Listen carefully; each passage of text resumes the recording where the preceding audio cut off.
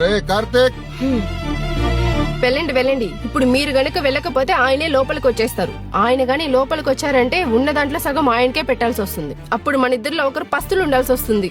ముందు మా నాన్నకు పెట్టు, నాకు లేకపోయినా పర్వాలేదు. అంటే ఇప్పుడు మీ కంటికి నేను మీకు కూడా పెట్టకుండా తినేదల్లా కనిపిస్తున్నానా?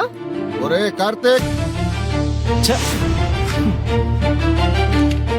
ఎందుకు నన్ను ఊరికే అరుస్తా ఉన్నావు? నువ్వెందుకురా అంత కోప్పడతా ఉన్నావు? అసలు ఎందుకు పిలిచావు చెప్పు.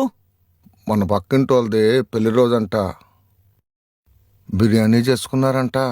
బిర్యానీ అంటే నాకు ఇష్టం కదా అని బిర్యానీ ఇచ్చారు. అయితే తినేవచ్చు కదా, నాకెందుకు చెప్తున్నావు? తిందామని అనుకున్నానురా, కానీ అప్పుడు నాకు నువ్వు గుర్తొచ్చావు, అందుకే తీసుకొచ్చా.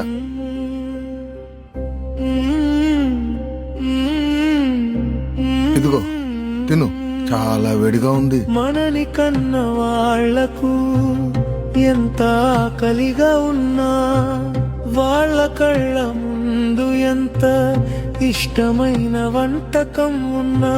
నాన్న, మన పరిస్థితి బాగోలేక సరిగ్గా కూడా వండుకొని తినట్లేదు కదా నాన్న.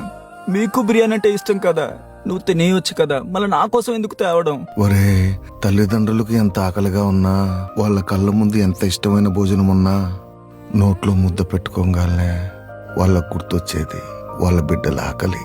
అది వాళ్ళ నోటి దగ్గర పెట్టుకోగానే, ఎందుకంటే వాళ్ళ బిడ్డల ఆకలి తీరిపోతే తల్లిదండ్రులు తినకపోయినా వాళ్ళ కడుపు నిండిపోద్దిరా. ఇదిగో తిన్నయ్యా.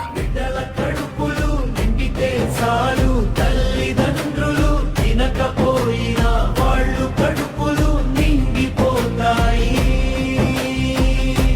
అమ్మనన్న తినకపోయినా మన కోసం ఎత్తి పెడతారు, మన కోసం నిద్రలేకపోయినా నిలబడతారు.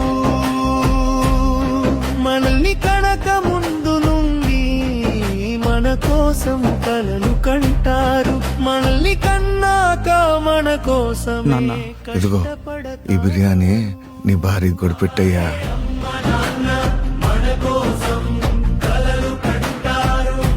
అలాగే నాన్న.